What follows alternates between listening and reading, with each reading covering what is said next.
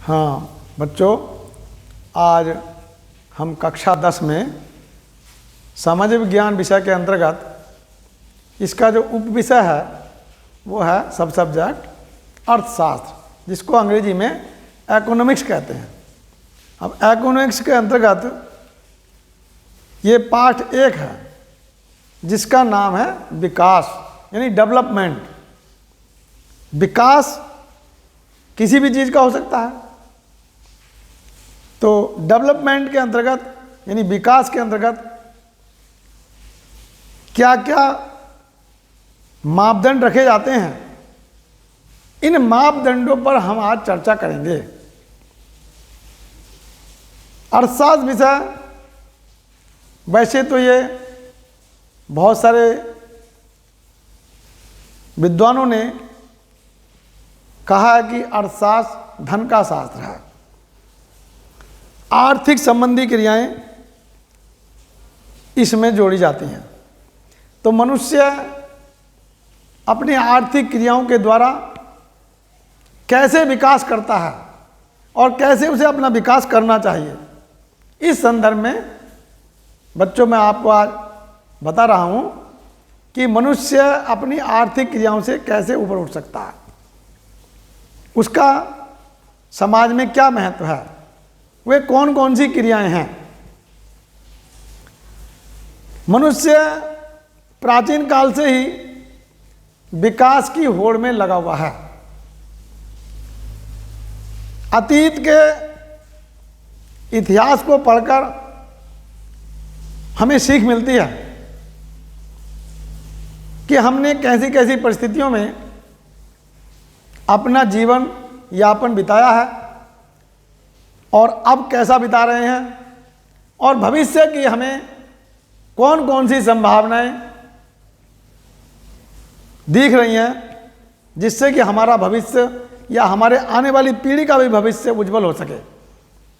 तो इसके संदर्भ में मनुष्य प्राचीन काल से ही अपने होड़ करता चला आ रहा है। जैसा कि मनुष्य ने अपनी आवश्यकताओं की पूर्ति के लिए कुछ प्राकृतिक संसाधनों का दोहन किया, कुछ अपने विचारों के द्वारा, ज्ञान के द्वारा अपना मानवीय संसाधन बनाए और उनको अपनी आवश्यकताओं की पूर्ति में लगाया, और इस प्रकार निरंतर वो अपना विकास करता चला गया। अब इसमें दो बातें आती हैं। कुछ विकास के जो पॉइंट हैं, जैसे प्रति व्यक्ति आय, यानी किसी देश की प्रति व्यक्ति आय कितनी होगी। जिनकी ज़्यादा होगी वो समृद्ध देश हुए, विकसित देश हुए।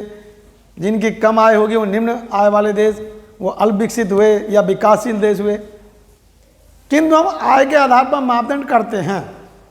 इनके अलावा भी कुछ बिंदु ऐसे हैं जिनके द्वारा हम विकास की कल्पना करते हैं, जैसे स्वयं की स्वतंत्रता, समाज में समानता, दूसरों से अपने प्रति अच्छे विचार लागू करवाना। तो ये सब हमारे ऊपर है। हम दूसरों के प्रति अच्छा व्यवहार करेंगे तो दूसरे भी हमारे प्रति अच्छे व्यवहार करेंगे। स्वास्थ्य, शिक्षा,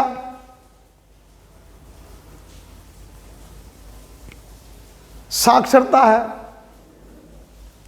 ये आदि पॉइंट जो हैं, जो बहुत सारे बिंदु हैं, इन पर हम आगे चर्चा करेंगे। तो इन बिंदुओं पर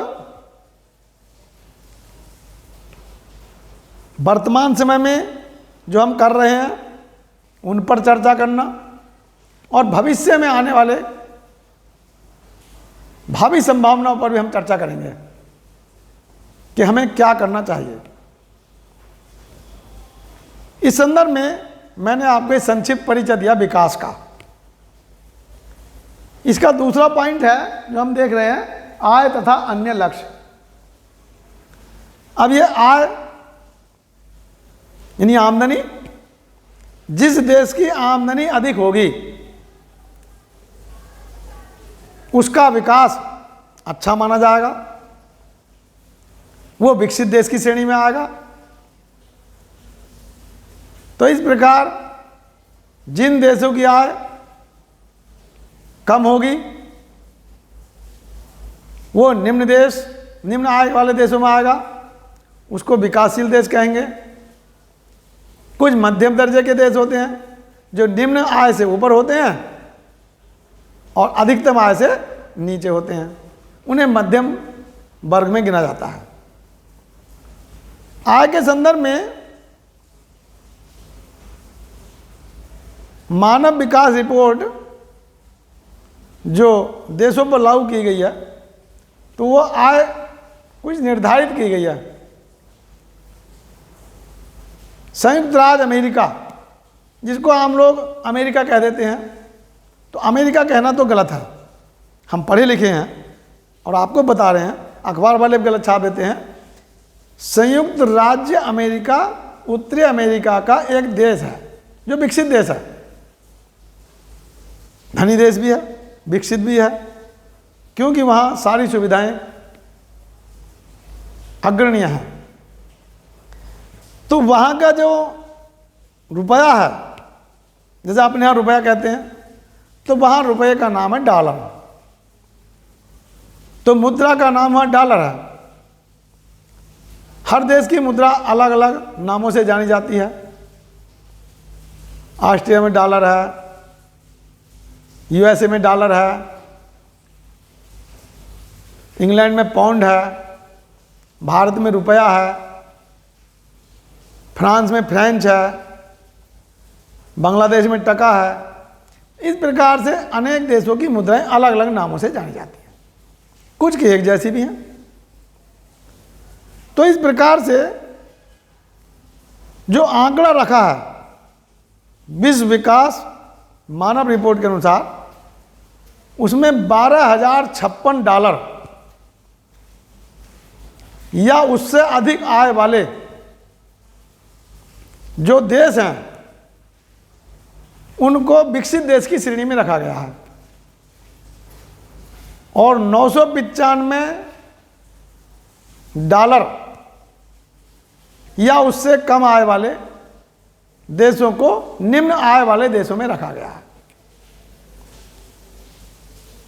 भारत को मध्यम वर्ग में रखा गया है, यानी भारत की प्रति व्यक्ति आय 1820 रुपये, 1820 डॉलर, रुपये नहीं, 1820 डॉलर ये प्रति व्यक्ति आंकी गई है।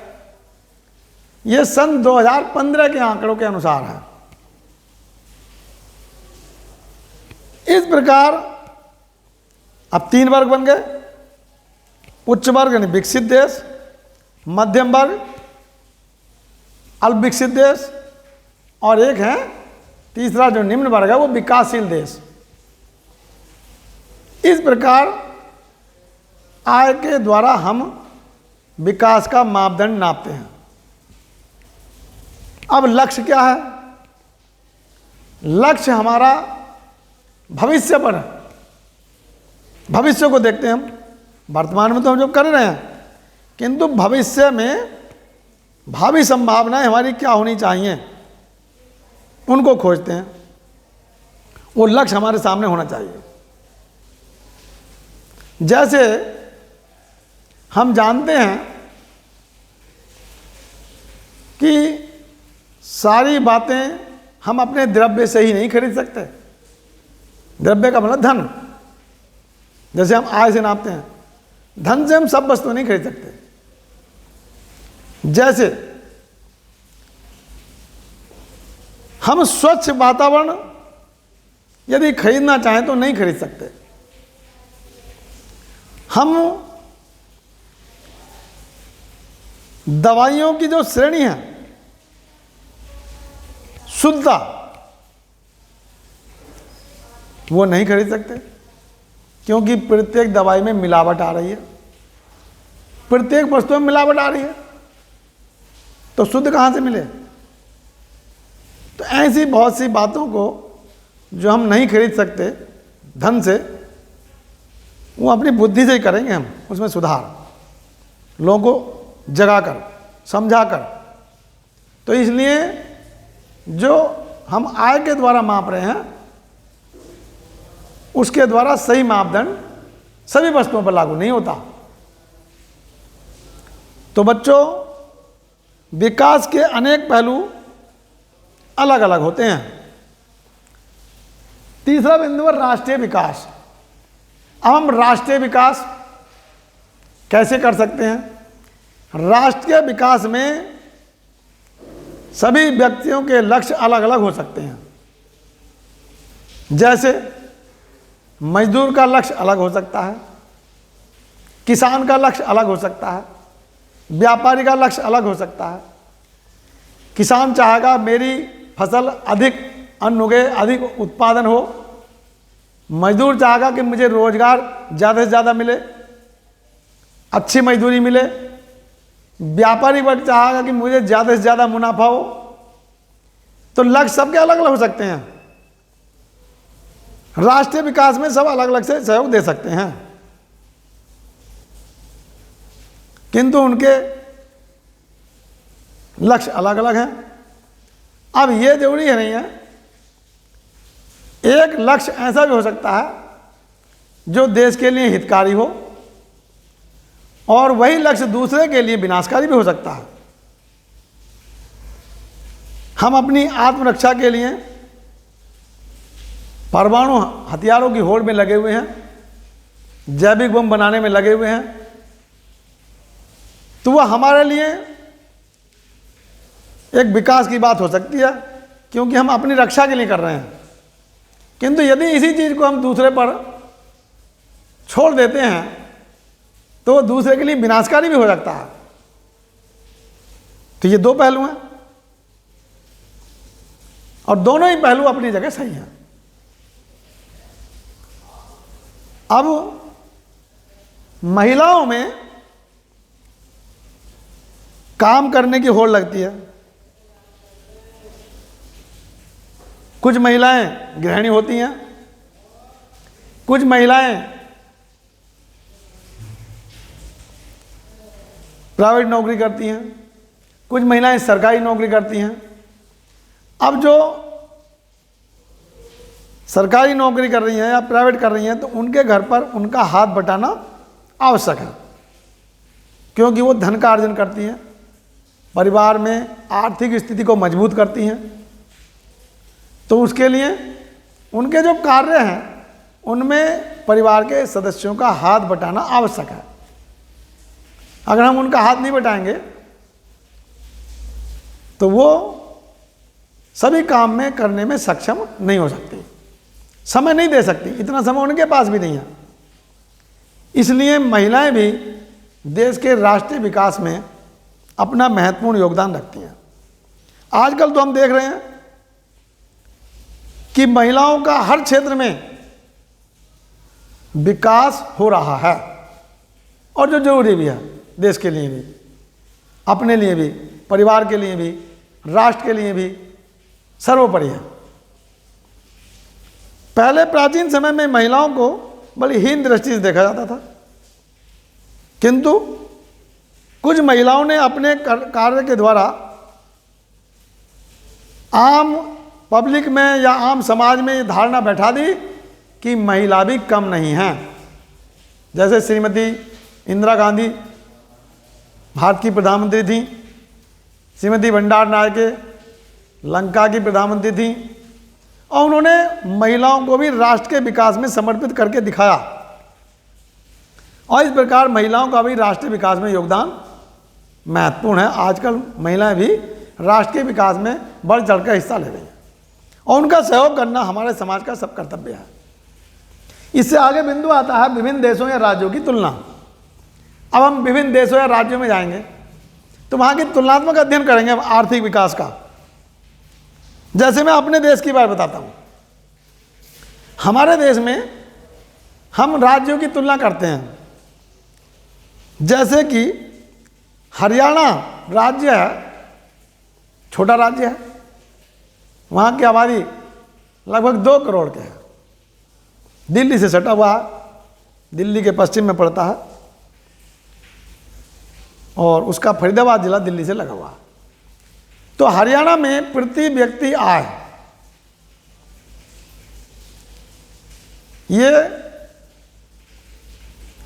इस समय मान लीजिए, वर्तमान मान रहा हूं मैं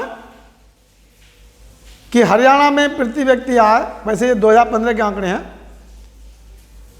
1,62,000 प्रति व्यक्ति आय हरियाणा में है। हम केरल में चलते हैं, वहां पर प्रति व्यक्ति आय 1,42,000 है। तीसरा राज्य बिहार, यहां पर प्रति व्यक्ति आय 31,450 रुपये है। तो अब कितना बड़ा अंतर आया? अब यह अंतर क्यों आया? क्योंकि राज्यों की जनसंख्या के आधार पर भी है, वहां के लोगों के द्वारा किए गए कार्यों के आधार पर भी है। अब यह जरूरी नहीं है कि प्रति व्यक्ति आय हरियाणा की ज़्यादा है तो वो सभी क्षेत्रों में ज़्यादा हो जाएगा, ऐसा नहीं है। साक्षरता की दृष्टि से हम देखते हैं तो केरल सबसे आगे है, वहाँ 94% लोग 2015 में साक्षर थे। वर्तमान समय में तो वहाँ 98% लोग साक्षर माने जाते हैं केरल में, जो दक्षिण भारत का एक राज्य है। सबसे ज़्यादा साक्षरता इस समय भारत देश में केरल राज्य में है। साक्षरता का मतलब पढ़े लिखे।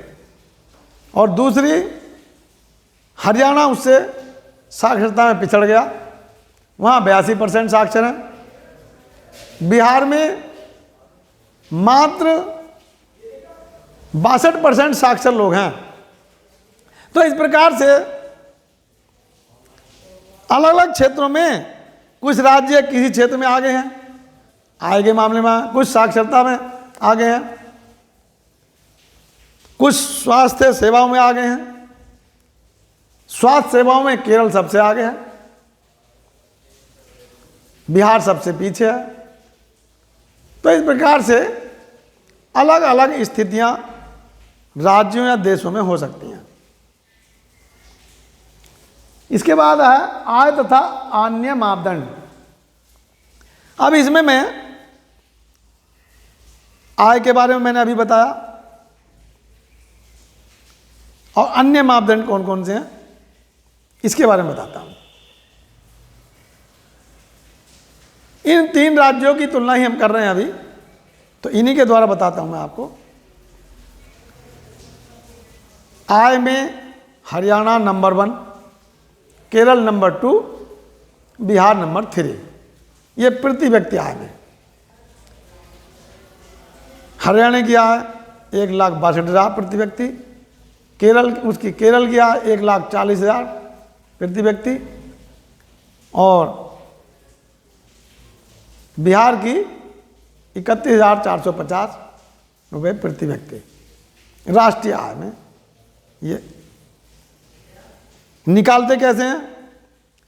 पूरे देश की जनसंख्या से पूरे देश की राष्ट्रीय आय को भाग देते हैं, उससे हमारी प्रति व्यक्ति आय निकल आती है।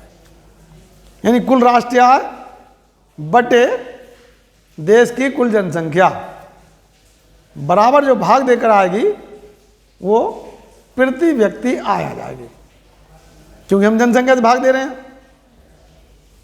इसके बाद मृत्यु दर, यानी मृत्यु दर भी एक पहलू है। इसमें प्रति 1000 बच्चों पर, प्रति 1000 जन्म लेने वाले बच्चों पर 1 वर्ष से कम बच्चे, 1 वर्ष से 1 वर्ष की उम्र से कम बच्चे जो मर जाते हैं, यानी 1000 शिशुओं पर, 1000 शिशुओं के जन्म लेने पर और उनमें 1 वर्ष से कम की आयु के जो बच्चे मर जाते हैं उनको मृत्यु दर कहा जाता है, या 1000 पर गिनी जाती है। इसी प्रकार से 1000 बच्चों में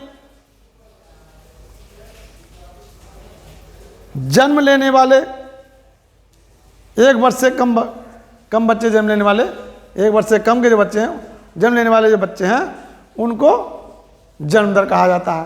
तो ये प्रति 1000 पर गिनी जाती है। अब है साक्षरता बिंदु।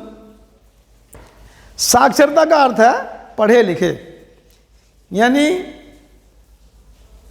7 वर्ष या उससे अधिक आयु वाले व्यक्तियों की साक्षरता किस राज्य में कितनी है और किस देश में कितनी है, इससे हम वहां की साक्षरता निकालते हैं। पढ़े लिखे कितने हैं, यह साक्षरता दर हो गई। तो इस प्रकार से हम अनेक बिंदुओं के द्वारा देश के आर्थिक विकास का मापदंड करते हैं।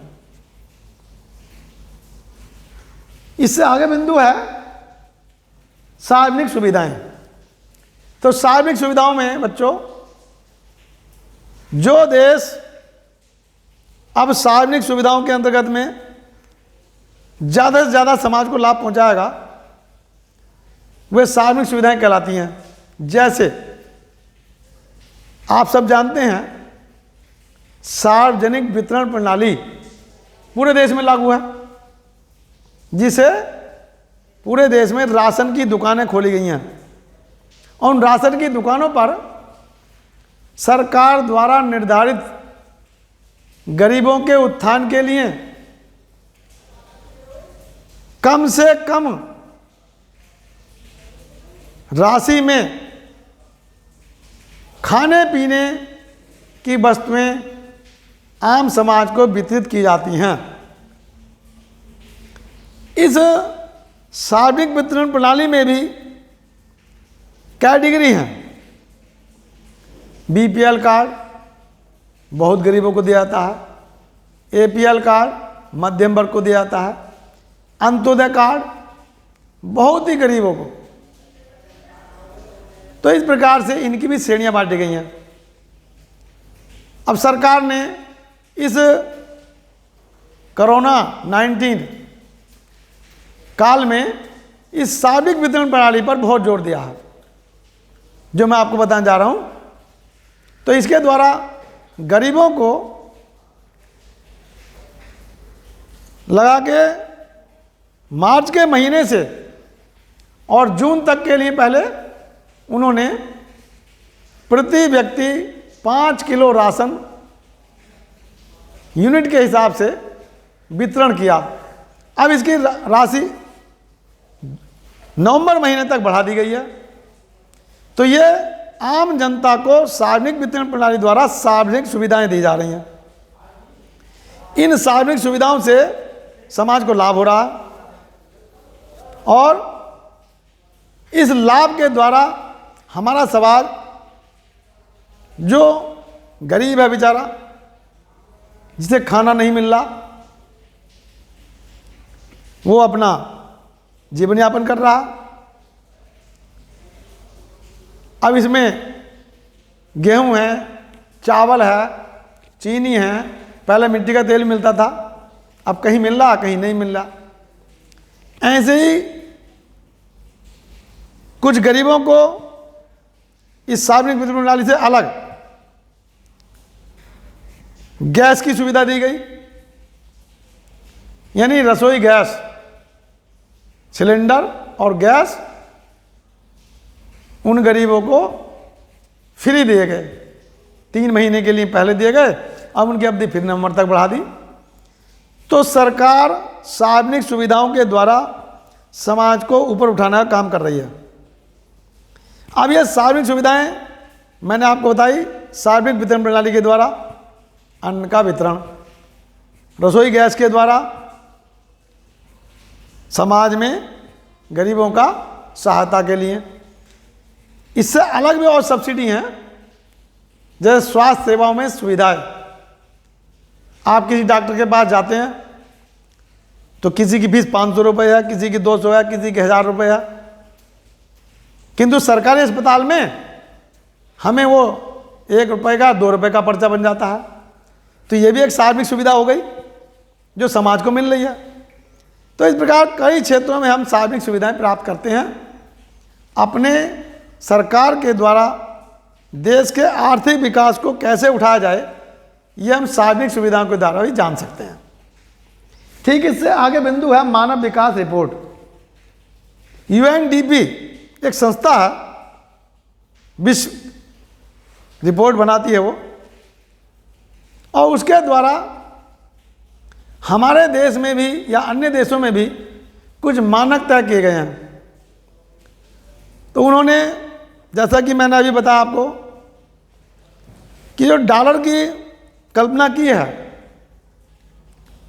कि विकसित देशों में कौन से देश आएंगे जिसकी आय अधिकतम होगी। अब अधिकतम आय उन्होंने रखी है कि 12,056 रुपये प्रति व्यक्ति डॉलर, 12,056 डॉलर प्रति व्यक्ति जिनकी आय है जिस देश की, वह देश विकसित देश होंगे। और 995 डॉलर प्रति व्यक्ति आय वाले देश वो निम्न आय वाले देशों में आएंगे, वो विकासशील कहलाएंगे। और इनके दोनों के बीच में यानी 995 डॉलर से अधिक और 12,056 डॉलर से कम प्रति व्यक्ति डॉलर जिन्हें मिलेंगे जिस देश में, वो मध्यम वर्ग के देश में आएंगे। भारत हमारा मध्यम वर्ग के देश में आता। यहाँ पर प्रति व्यक्ति 1856 डॉलर आय रखी गई है जो मिलती है इस समय। तो इस प्रकार भारत को मध्यम श्रेणी के दर्जे में रखा गया है। इसके साथ साथ मध्य पूर्व के देश भी मध्यम श्रेणी में आते हैं। पश्चिम देश जिनमें यूएसए, जर्मनी, फ्रांस, रूस आदि, ये सब उच्च वर्ग में आते हैं, विकसित देशों में आते हैं। तो इस प्रकार मानव विकास रिपोर्ट जो पेश की जाती है एनडीयूपी के यानी यूएनडीपी के द्वारा। अब इसके बाद है विकास की धारणता। अब विकास की धारणता हम कैसे लागू करें, हम अपने भविष्य के बारे में कैसे सोचें, ये हमें चिंता अभी से सता रही है, क्योंकि हमारा पर्यावरण इतना प्रदूषित हो चुका है कि जिसको संभाल पाना बड़ा मुश्किल हो रहा है। यानी विश्व स्तर पर इसको सुधारने की कोशिश चल रही है। हमारा देश भी इसमें अग्रणी है। हमारे माननीय प्रधानमंत्री जी मोदी जी ने कई देशों में जा कर के सबसे पहले इस मुद्दे को उठाया। यूएनओ में भी इस मुद्दे को उठाया कि पर्यावरण प्रदूषण को रोका जाए। अब कैसे रोका जाए, उसके लिए कुछ उपाय सुझाए गए हैं। उनमें से कुछ थोड़े से उपाय मैं आपको बता रहा हूँ। जैसे कि जल का प्रदूषण है, वायु का प्रदूषण है, मृदा का प्रदूषण है, इसको रोका जाए। गंगा को शुद्धिकरण के लिए बहुत दिनों से चर्चा चल रही है, गंगा जल साफ हो तो उसमें कूड़ा करकट नहीं होना चाहिए। उसमें मुर्दे जलाते हैं लोग, वो नहीं जलने चाहिए। लोग एक दूसरे को मार के गंगा में, नदियों में फेंक देते हैं, वो भी प्रदूषण है। तो जल के प्रदूषण, फैक्ट्रियों के नाले मिल जाते हैं, गंदे पानी के नाले मिल जाते हैं, शहरों के नाले मिल जाते हैं, तो वो सब प्रदूषण है। उसको रोकना हमारा कर्तव्य है, समाज का कर्तव्य है। वायु प्रदूषण रोकना, जो फैक्ट्रियाँ उनकी चिमनियाँ ऊंची ऊंची बनाना, जो वायु में जहाँ हम सांस लेते हैं नीचे ऑक्सीजन ज़्यादा होती है, तो 18 किलोमीटर का जो दायरा है वो क्षोभ मंडल का है, जिसमें मनुष्य ऑक्सीजन की मात्रा अधिक ग्रहण कर सकता है। तो ऊंची ऊंची चिमनियों के द्वारा धुएं को ऊपर पहुँचाया जाए, धूम्रपान कम किया जाए, आग कम जलाई जाए। लोग कहीं भी कूड़ा करकट देंगे, आग लगा देते हैं, तो वायु प्रदूषण हो जाता है। जैसा आप हर वर्ष देखते हैं कि दिल्ली में प्रदूषण होता है, तो हरियाणा पंजाब के लोग जब पराल जलाते हैं धान की, तो प्रदूषण हो जाता है, वहाँ सांस लेना मुश्किल पड़ जाता है। तो ये समस्या, इसको रोकने के लिए बहुत उपाय कर रही है सरकार, मशीनें दे रही है उन किसानों को। और इसके साथ साथ वर्तमान समय में हम देख रहे हैं कि भूमिगत जल जो हम पीते हैं, जिसको मीठा जल कहते हैं, इसकी प्रदूषण की समस्या बढ़ रही है और इसको अधिक खर्च करने की भी समस्या बढ़ रही है। लगभग पूरे देश में 300 जिले ऐसे निर्धारित किए गए हैं जहां पर भूमिगत जल का स्तर 50% कम हो गया है। यानी इन पिछले दशक में 3 मीटर से 4 मीटर नीचे पहुंच चुका है। गर्मी में हम देखते हैं हमारे हैंडपंप पानी नहीं देते, हमारे बोरिंग जो है वो पानी नहीं देते। तब एक और समस्या निकाली है पानी के लिए, जो हम समरसेबिल लगा लेते हैं, घरों में भी समरसेबिल, सिंचाई के लिए समरसेबिल। अब उससे पानी का बर्बाद बहुत होता है, अब वो सब भूमिगत जल आता है नीचे से। तो पंजाब सरकार ने तो यहाँ तक प्रतिबंध लगा दिया उस पर, समरसेबिल पे भी, कि जब तक बारिश का समय न हो या बिना अनुमति के वो अपनी सिंचाई नहीं कर सकते। जुलाई के महीने में ही वो सिंचाई करेंगे जब वर्षा कम होगी, या सरकार की अनुमति के लेकर के तब वो सिंचाई करेंगे। किंतु हमारे अभी यूपी में नहीं है। तो सबसे ज़्यादा जो समरसेबिल की काम है सिंचाई के लिए वो पंजाब, हरियाणा और पश्चिमी यूपी में है, क्योंकि ये अन्न उत्पादन में भी यह क्षेत्र अग्रणी है। इस क्षेत्र से, पश्चिमी यूपी से, पंजाब से, हरियाणा से जितना अन्न हम उगाते हैं वो पूर्वी उत्तर प्रदेश, बिहार आदि को जाता है, बंगाल को जाता है, क्योंकि वहाँ तो अन्न होता ही नहीं इतना। अब आप देख रहे हैं बिहार में बाढ़ें आ रही हैं, सारा खेती चौपट हो गई, असम में चौपट हो गई। यानी 33 जिलों में, असम में 28-30 जिले चौपट हैं। खेती भी गई, घर भी गए, लोग अपनी जान बचा रहे हैं। ऐसी बिहार की स्थिति हर वर्ष रहती है। तो इधर से अन्न जाता है उनके खाने के लिए। अब ये तो बात सही है, क्योंकि हम जो अन्न उगाते हैं उसके लिए सिंचाई आवश्यक है, किंतु हम इतना पानी बर्बाद भी ना करें जो खेतों में भर के बाहर निकल जाए। तो हमें पानी कम से कम खेत में देना चाहिए, चाहे अधिक बार दे दें। ऐसे घरों में हम पानी को बर्बाद कर देते हैं। पहले बाल्टी से भर करके भैंस को नहलाते थे, अब समरसेबल चल रहा तो चल ही रहा, कोई चिंता ही नहीं है। इतना पानी बर्बाद जा रहा है, ये सब हमारा भूमिगत जल कम हो रहा है। अब प्रदूषण की बात है भूमिगत जल की, इसका उदाहरण देता हूं मैं, मुरादाबाद का देता हूं आपको। रंग फैक्ट्री है कांठ रोड पर। अब वहां पर बोरिंग करा करके उन जो रंग बनता, जो कचरा होता उसका रंगहीन जो सड़कों पर बहता था, सरकार ने या नगर निगम ने उस पर आपत्ति की, सड़कों पर नहीं बहना चाहिए भाई, इसके लिए व्यवस्था करो। तो उन्होंने कुंड तो बनाया नहीं, समरसेबिल बना दिए और उसमें पानी छोड़ दिया। अब कुछ दिनों बाद पता लगा आसपास के घरों में पानी रंगीन आने लगा। ये अभी 5-6 साल पहली बात है। तो फैक्ट्री क्या चेकिंग की गई नगर निगम के द्वारा, जो शिकायत पहुंची कि भाई हमारा जल तो नीला आ रहा, किसी का लाल आ रहा। तो वहाँ नीम पहुंची नगर निगम की, और उन्होंने जब देखा तो उन्होंने पकड़ लिया, बोरिंग था वहाँ। तो उन्होंने वहाँ पर फैक्ट्री को सील कर दिया। तो इस प्रकार से हम होटलों में देखते हैं, बड़े बड़े शहरों में होटलों में भी बोरिंग करा लेते हैं, और उसका कचरा जो है बाहर न जा करके उसमें कर देते हैं बोरिंग में। वो पानी कहाँ जा रहा है? हमारा भूमिगत जल में जा रहा है। वो भूमिगत जल हमारा प्रदूषित हो रहा है। अब हम इसी प्रकार से इस पर रोक नहीं लगाई हमने, तो आने वाले भविष्य में 50 वर्षों के बाद हम जो है पानी पीने को मिलेगा नहीं, तो हमारी पीढ़ी समाप्त हो जाएगी। क्योंकि पानी हमारा अमूल्य जीवन है, पानी बिना हम रह नहीं सकते। ये हमने आपको भूमिगत जल। अब एक गैर नवीकरणीय और योग्य साधन है। गैर नवीकरणीय योग्य साधन में वो आते हैं जो खनिज जमीन से निकाले जाते हैं, अब वो समाप्त हो सकते हैं। तो हमें उनका भी सोच समझ करके ही उपयोग करना चाहिए। जैसे खनिज तेल है, पहली बात तो हमारे देश में खनिज तेल जो है बहुत कम है, 30% पाया था, 70% हम आयात करते हैं विदेशों से। तो अब हम निर्भर रहते हैं दूसरे देशों पर। इसके लिए भी उपाय सरकार ने सोचा, तो सबसे पहले हमारे देश में ही सूर्य ऊर्जा के बारे में सोचा गया, उसका विकास किया गया। धीरे धीरे अब सूर्य ऊर्जा का विकास किया जा रहा है, जिससे कि हम आत्मनिर्भर बन सकें।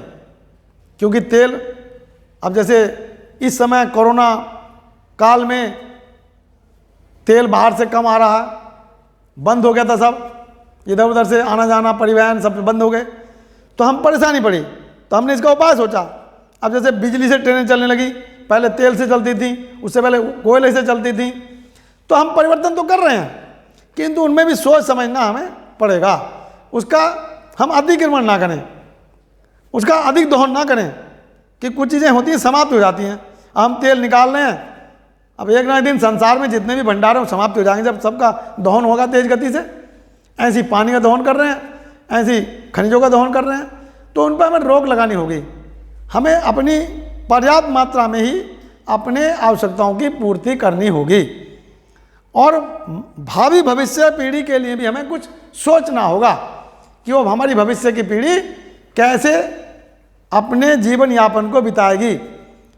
हम अभी से ही सारे संसाधन समाप्त कर दें तो आने वाली पीढ़ी क्या करेगी। तो इसलिए हम अतीत के कार्य से वर्तमान में चल रहे हैं और हम भविष्य की भी सोच रहे हैं। तो इस प्रकार हम बच्चों, आपको हमने बताया विकास का नाम का जो पाठ है, ये हमारा देश का विकास या संसार का विकास कैसे कर सकते हैं, समाज का विकास कैसे कर सकते हैं, अपना विकास कैसे कर सकते हैं, दूसरों के विकास में कैसे सहयोग कर सकते हैं, ये मैंने आपको बताया सारांश में। इसे आपको पाठ को पढ़ना है, और जो हम पीडीएफ में आपको प्रश्न भेजेंगे उनको रजिस्टर में उतार कर लिखना है, उन्हें याद भी करना है। आने वाले जो दूसरा टेस्ट होगा संभवतः मुझे लग रहा है कि वह भी आपका ऑनलाइन ही होगा। तो इसी प्रकार से बच्चों आप याद करना। जय हिंद, जय भारत।